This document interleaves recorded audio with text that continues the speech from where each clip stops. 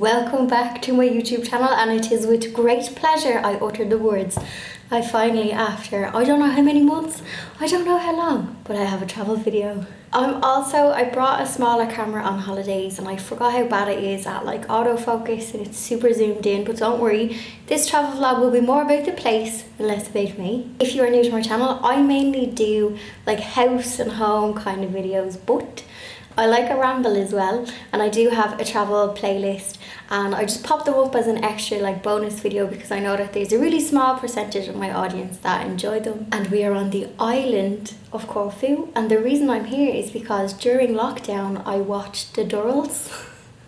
I still haven't finished it. I'm only on like season 2.5 and I'm like savouring this series. But when I was in lockdown, I was like, where is that filmed? And I googled it and it was like Corfu, and as soon as the plane was coming into land you could see all of the trees. It's very like Mediterranean. It's a Greek island. It's not like, you know, Santorini and those kind of Greek islands where it's like white and stuff. It's more like Mediterranean. There's lots of green, lots of like olive trees. Like, it's very pretty. I will show you. The place I'm staying in, I'm a Jammy Git. It is, I didn't realise at the time of booking, it's all inclusive. They have like all you can eat buffets. I was like, what? Have I died and gone to heaven? I don't know if it's because of people not travelling as much, but the price was like really good. Like, I don't know if I would have been able to afford to stay, like, I definitely would not have been able to stay in an all-inclusive hotel pre-Panny D. But basically, the place I'm staying in, they're all like cute little bungalows. I booked like a standard room, but I ended up in this really cute bungalow. I'll give you a look around. And it's on, they have their own beach. They have 3 little restauranty places and 2 pool areas. And one of the pool areas is like next to their own beach, which is where I'm going next. I was going to do a bit of rambling today because I'm in like this little village, which I'll probably do this evening. I was on the 6 o'clock flight and it's 3 o'clock Greek time. We're 2 hours ahead. I've had my all-you-can-eat lunch. I have a bikini behind me and I'm going to go to the beach because it's very sticky and humid. And this girl needs to put her feet in the beach. The room is just like a nice kind of like navy.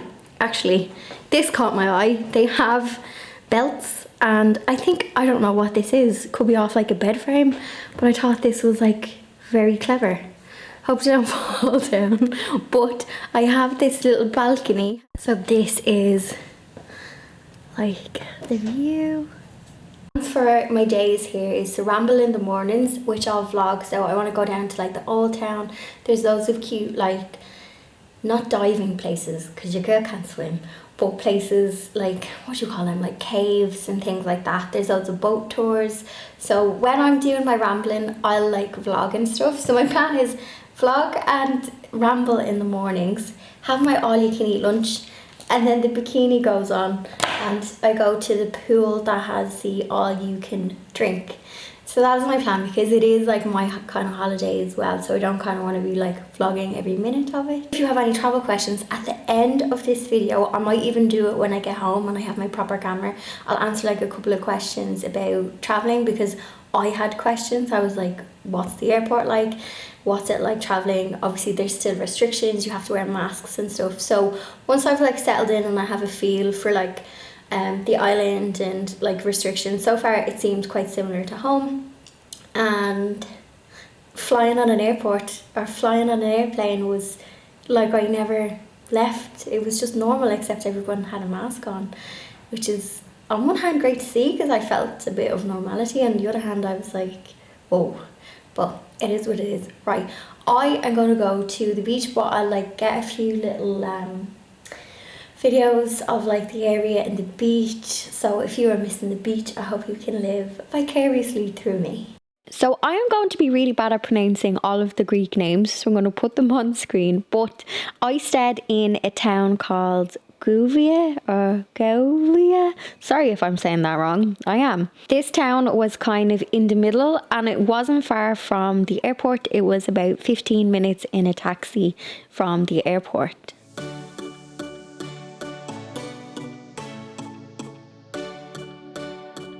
let's go down to the old town. So for my first ramble, I got the bus. I got Corfu's public buses. I could have done like tours, but honestly, their buses are so cheap. I think it was €1.10 to go down to the town and then €1.10 back. So the old town has loads of pretty buildings, very Venetian in style. Definitely giving me kind of like Italy vibes almost. All of the roads lead to this main square, which is where I got another bus, which you'll see later, and they all lead to like this main square, which is quite big, and then there's like a museum, and then I walked down underneath that museum. Is a really nice place to have a cup of tea and a view, and I saw a couple of people jumping in for a swim.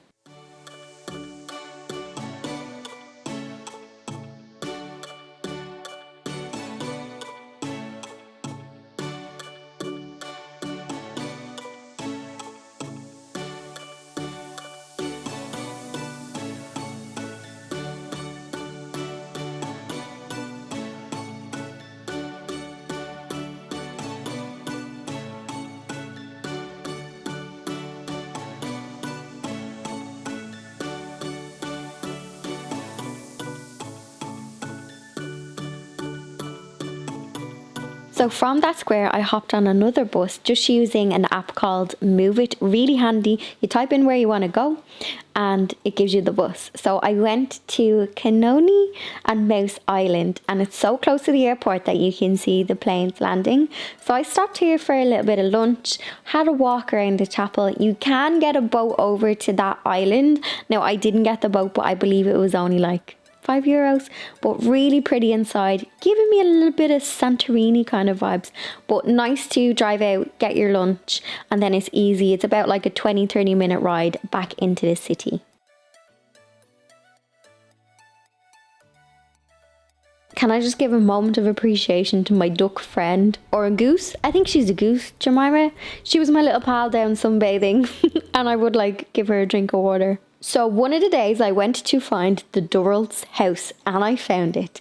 So I walked to the Marina. So if you type Gouvia Marina, it'll pop up on your Google Maps. The exact location of the Durrells house, I'm going to put in a blog post and take a screenshot of my Google Maps to tell you where to walk to. So I found it, I stumbled across it by accident. It's on this really pebbly beach and I just kept walking and I was like, oh my God, that's where the Durrells is shot. That's where they had the picture of them sitting in the sea. So you can see the back of the house. If you're on a boat, you'll probably get to see it. So then I walked around to see the front of it. So Villa Durrell is next door to it. It's a few doors down. This is the front of the Durrell's house and I stuck my camera in the gate. And this is the view, but I was trying to be really like sensitive because it is actually a private residence. Another thing I loved about Corfu was there's so much greenery and gardens. So I thought I would just share a couple of pictures, a little bit of garden inspiration. So even though it's like super hot, I noticed that people had these lovely gardens and it was all containers. I just loved it.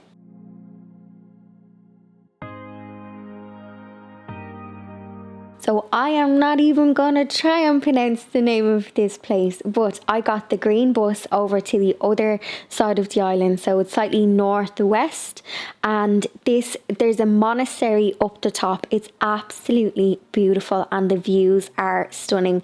So when you get the bus, I think this bus was 160, you do have to do like a 10-15 minute kind of walk to the top, and it is a little bit steep, so just a heads up. But once you get to the top, there's a monastery that is free to visit. Lots of Greek cats.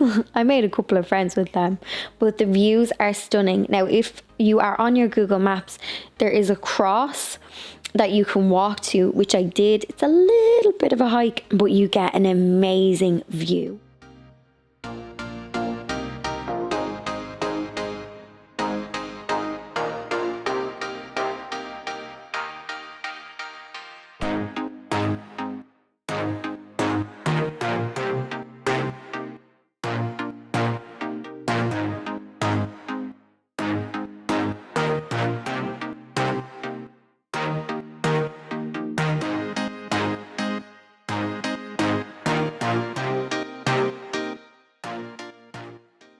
Also, I went on a Sunday and it wasn't busy at all. There is a museum inside now. I didn't like video too much of, you know, inside because it's just kind of to be respectful. I don't like filming in churches for some reason. It just doesn't feel right. But this is a look around the gardens and it was really pretty and a great view from the top.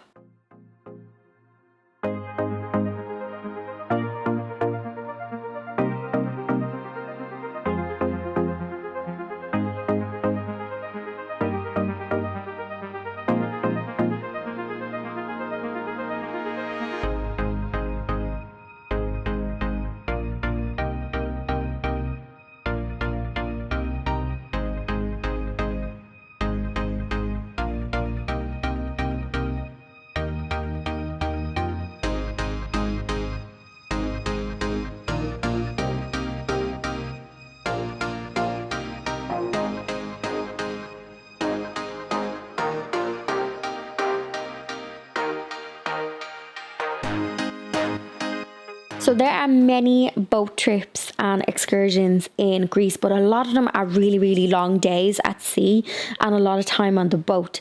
But at my resort where I was staying, there was Spiros and his boat, and for €20 he brought us up north of the island to this little place where we could have some like lunch, and the water was amazing. There was caves, and we also got to get off and have a swim. And I think we went out at like 1 o'clock and came back at like 5:30, little bit of ouzo on the way back, and it was a really nice afternoon out. So if you do want to do a boat trip but you don't want to do like a whole day at sea, then I highly recommend this one.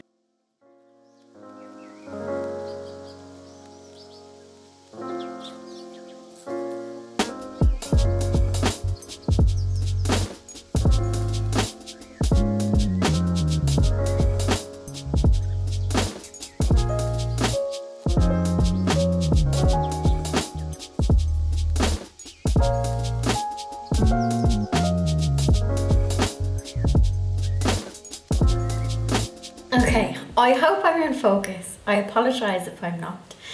My camera is just not great. I am very zen because I've just spent the whole day sitting by the sea and I have salty hair and that like sea smell. It just makes you sleepy. Also, you can take the girl out of Ireland, but she'll still have her cup of tea. So while I am just packing to go home, I thought I would kind of just answer a couple of questions, and I'm kind of preempting the questions because they're probably questions that I had about travel and if you are making your first travel trip since before the pandemic.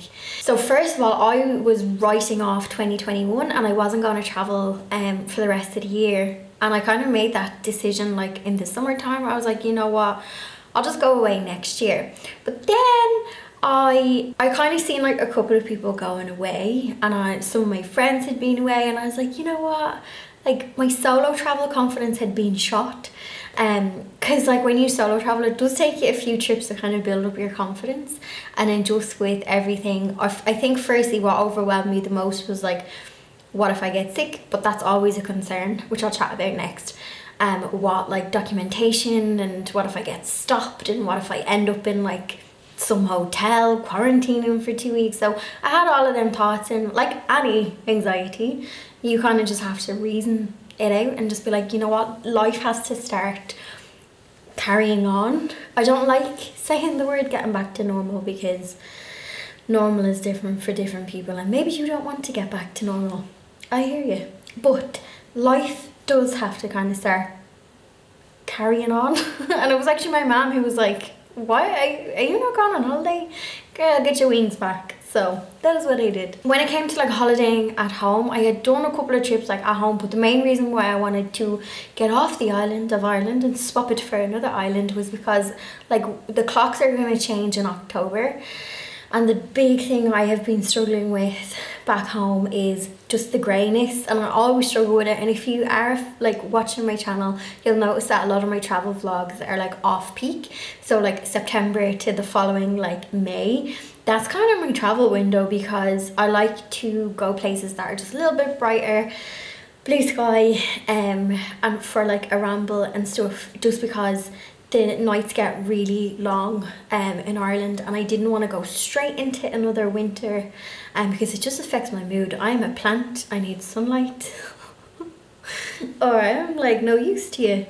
So that was one thing, because that's the one thing I really struggled with this year, was after January, like it just seemed like a really long winter, which I'm sure a lot of you can kind of relate to. Also, I'm young, free and single, which is very privileged, and I'm not traveling like with kids, I'm not traveling with all their family members, so I was like, I'm just gonna go and see what happens. So I'm gonna chat to you about like kind of what you need coming in and how the airport was. So Dublin airport was really busy, and I had read reports, I sound like a reporter. I had read people saying that the queues were really bad and that they were missing their flights, and I was like, ooh. So I arrived at the airport at 5 a.m. and it took me 30 minutes to get through the airport. It's the busiest I've seen it, but it was moving. I was chatting to a girl at security and I was like, the place is hopping, and she's like, this is actually mild. So if you are traveling, do allow yourself more time, especially on weekends. She was saying the weekends can be quite bad. So my flight gate, just another heads up, if you're Irish and you like to leave it to the last minute to board the plane, they boarded the plane super quick. The time on the Ryanair thing said 6:10, and I was like, yeah, that'll be like 6:30. Nope, they closed the gate at 6:10 and we were all on the plane and we took off on time. And one of the girls I was chatting to down at the pool was saying the same thing. So that was good, like you weren't sitting on the runway for ages. So then when I arrived to Greece, there was another queue, but it didn't seem to be like COVID checking that was holding up the queue. It just seemed to be like your usual passport. 2 flights came in at the same time. Corfu is a really small airport and we were all just getting processed at the same time. That queue was another 20 minutes. So queuing, and then once you go through passport control, there was these 2 handsome Greek men checking for your documentation. So you need 2 things. You need your passenger locator form, going to Greece and also coming home to Ireland.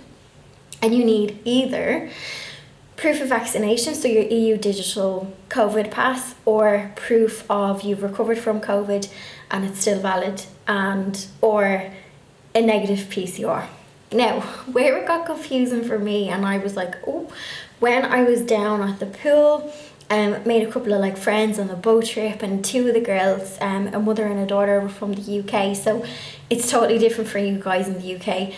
Any restrictions, whenever you're like watching this video, if it's in the future, just go to your local gov.ie or whatever website. And then my only other tip is, if you're going to Greece, I noticed there was a lot of spam websites that were like passenger locator forms for Greece. When I googled it, go to the official Greece, if I remember, I'll put a link in the description. Go to the official Greece like website for that, fill out the passenger locator form. I printed mine off because I'm old school and I didn't want to be having too many things on my phone. Little tip, paper. Get back to basics, because face recognition with your mask, it's a nightmare. So that was my little tip. So yeah, watch out for spam websites for passenger locator forms. Now, I haven't obviously gone home to Ireland yet, and I'm anticipating there's going to be a queue at security, and I'm just going to mentally prepare myself for that. But I think when you're on home soil, you're like, I'll get home. So then the airport itself and the plane, everything, even in Greece and actually in Ireland, everything is now almost full capacity. Like buses are full capacity, the airplane was full capacity, but it wasn't full, like it wasn't a sold out flight. In Greece, you saw me getting public buses, they are full capacity, so if that makes you antsy, just something to kind of consider. But like I said, if you're not compromised immune system, it is kind of that awkward just starting to live again. And everything's full capacity, but everyone had to wear a mask, and the same for the buses in Greece. So if you were hopping on one of the public buses, all of the drivers and everyone was wearing a mask and sanitizing their hands. And I read that in Greece you had to wear a mask on the street, but I didn't see people doing that, so I don't know if that is a requirement here, but I did read that, but I didn't observe it when I was down in the town. So in the hotel, everyone wears them for dinner, obviously not eating, and because it's a buffet, you have to put on one of these like glove things just for hygiene. Sanitize your hands, and all of the bar staff, everybody in the hotel has masks. Obviously, like in your bungalow when you're kind of walking to the pool, it's fine because everything is outside. And then when it comes to music, so I don't think there's any discos. I'm solo traveling, so I wasn't looking for a disco. But when I was chatting to like the girls, they were saying that downstairs the bar in the hotel is midnight, so they stop at midnight and kick you out. And they had music, like they had live music. But my hotel is very, like a lot of Mediterranean places, very indoor, if that makes sense. Like it's more outdoor and covered than it is indoor. Like in Ireland, it's like pubs and you're inside a lot more. Outdoor dining was like a new thing for Ireland. Whereas I think the pub at home, I was only in the pub last week, they stopped serving at 10:30ish. You'll get a cheeky glass of water in, and then the pub kicks us out at 11, and the band had to stop playing at 9. But you just start early, don't you? So my travel takeaways from what I observed is print off your documentation, it's easier, allow time for queues, and don't be a bit shocked if you see things kind of being, if you're coming from a really restricted area, which I feel like Ireland we were, and then you come somewhere that's like a little bit lax, or not lax, but it's just more far ahead in their reopening process, you can be a bit like, ooh. But I think it's something we'll all kind of have to, we'll all go through it, you know. I'm sure like if I went to like a concert, I would feel really overwhelmed. I want to chat to you about boat trips. So this is where I was like, no. My gut was like, nah. So I went on a deadly boat trip, Spiros, and I made friends on it. I had such a lovely day. Do you know what? You always make friends at the end of your holiday, don't you? There is an Irish couple who were on my boat, and then there was an English couple, and then there's a lovely Irish girl and her friends. They're Polish, and just a lovely group of people just to chat to. It's great, like especially when you're solo traveling. And I'd settled on getting just a shorter half-day boat trip, and it goes from the pier, and Spiros is the captain, and it was just a lovely day. And he brought us up the north of Corfu, and he stopped to let us swim in a cave. I haven't learned to swim yet, but the lovely Irish couple, the captain was like, I'll teach you, and I was like, oh no. Well, he gave me a noodle, my swimming noodle, and I got in, and the water is really salty here. You can probably see it. My hair is like dreadlocks from the salt, so you float. Obviously you guys know because you can swim. Or if you're the same as me, thumbs up. We've yet to learn. And I hate saying I can't swim, I just say I've yet to learn, because I will. And anyway, this the Irish couple, the husband was like, I'll bring you into the cave. He's like, you're fine. He's like, the water is floating here. I had my noodle, and he like took my hand and like just swam me to the cave. I got to see inside of the cave, swim back out, and I just kind of floated for 10 minutes and then got back into the boat. So it was a nice day trip. There was only like 8 of us on the boat, loads of room. Obviously it's outside, like the air when you're on the boat. But what I will say is I researched, and there is these like more commercial boat trips where they bring you to like Paxos, and I'm not saying it right, Paxos and Anti-Paxos is the popular boat trip. And when I googled the company, I can't remember the name, but just to do a little bit of research, because my gut was like, oh, it's a full day at sea, what if I feel sick or I get vertigo, and I didn't want to get it triggered. And when I read the reviews were like, no social distancing, really packed. They just filled the boat and you're on the boat. They didn't stop for a swim. They didn't stop, like, unless it was the islands or whatever. So I went with my gut on that one, and I'm glad I did and got the shorter boat trip, because it meant I had my morning. I could like relax and sunbathe and then go on the boat trip. So just do your research on trips, which is why when it came to like bus trips and things like that, I just decided to use the public transport. It's 110 on the bus, and then 160 to go to the other side of the island. So bargain. Like I'd spend like a good 50-60 quid on a day trip. Wouldn't bother me spend it, but I'd say I've only spent, obviously I'm all inclusive, I don't think I've spent more than €100 this week. And oh, that's another thing, just on money, cash is king. If you're getting a taxi, have cash. If you are getting, I noticed cash, they do take card. I like paid for my hotel with card, and I paid for like a few little like knickknacks in the shops with card. But I have noticed that like cash is king. So like your boat trip or whatever, but do have some cash, which was weird for me because in Ireland everything is like tap, pay with your watch, pay with your phone. I'm just conscious of the time. I'll try and break up the chatting so you can get the info you need. My last thing is, it's always a concern for me solo traveling if I get sick. My backpack over there has so much.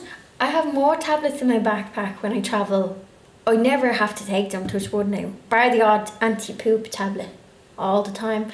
But basically in my backpack they just be anti-inflammatories, painkillers, anti-poop, anti-sick, everything, anti-boat sickness, everything.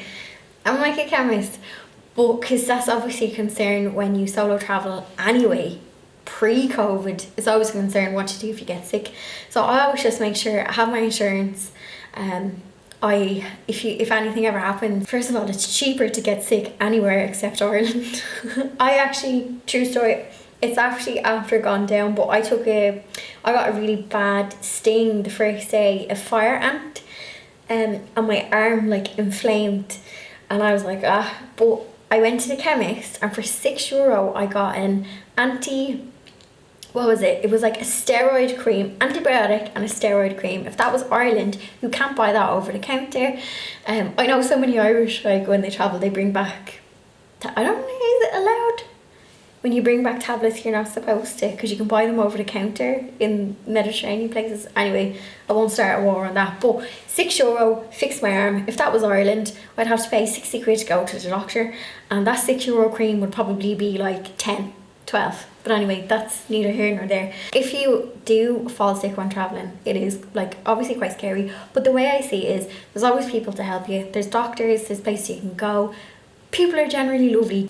Touch wood, bar the odd bee sting and dodgy tummy, I have been fine. But obviously you're just kind of extra conscious to take care of yourself when you're solo traveling. And I always think like I'm only, like if I drove 4 hours to Kerry and got sick, I'd still be in the same position. Like I'm a 3-hour flight and then I'm home. Do you know what I mean? That's how I think of it if I feel sick. So if you are someone who's like really kind of anxious, because I know like when you're solo traveling, it is a concern. Like what if I get sick and I end up in some quarantine hotel for 2 weeks?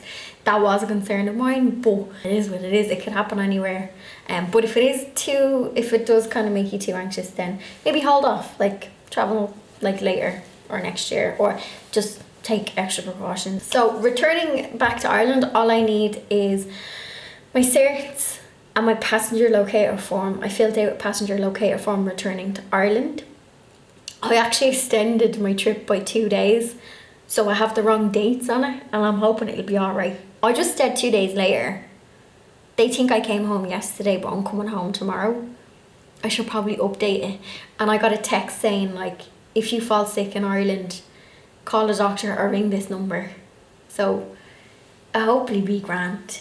I probably should update it. The last thing I want to do is be in Dublin airport wanting to go home, and they're like, I'd be like, I only live down the road. Anyway, let me know if you have travelled and how you've got on, or if you'd like to travel and you have any kind of questions. I hope I've kind of answered them all. Like yeah, it is that icky kind of just getting back to normal. Also, I didn't share my holiday on my Insta stories. If you do follow me on Instagram, anytime I kind of go away, I do love to share it, but I have been kind of a bit more conscious of, you know, it's the time of year. There's like people going like back to work, and you know the kids are back in school, and it's just, I don't want to be like, oh, I'm sunbathing myself while everyone might be in like, I don't know, different situations. I think just coming out the other side of the pandemic, I'm just being a bit more mindful, whereas at least if I share it on YouTube, hey, you can click off if you don't enjoy. Jeez, my phone is hopping, lads. That's all my Greek boyfriends. No, it's not. I wish. But yeah, I was just being a bit kind of more mindful, and also I just wanted the rest. Do you know what I mean? But yeah, if you've been away, where did it go? I love hearing about people's holidays. Did you enjoy it? Did you have any hairy situations? Are you feeling comfortable? Or were you a bit like, oh, actually, nah, I don't enjoy this? And did you holiday at home, if there was anywhere you liked? In terms of holidaying at home, I do want to do an autumn trip that I will vlog. I found like this cute like cabin thing, and I thought would make for a really nice autumn video. I just have to, the problem with like Ireland at the moment is, I know I'm waffling now, is value for money is still, I was hoping that in September the prices would have come down because people were going back to school, but they were still quite high. But October they seem to kind of be coming back down, so they're better value for money for me. So yes, that's my plan. So where to next? Aside from going home tomorrow and going down to the dinner buffet for my last dinner, if you can see my belly, like my dress is under stress. Anyway, I'll link to like the hotel and things like that in the description. But it was really nice staying. It reminds me of my very first holiday was to Crete, and I was 11, and like that I stayed in like a resorty type of place, and you made friends and you got chatting with people down at the, you know, bar or having your dinner.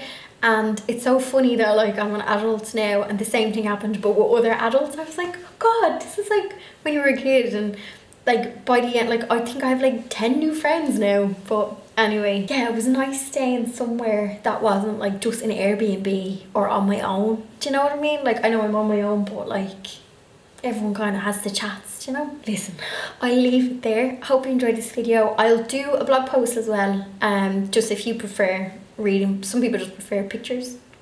I can use this.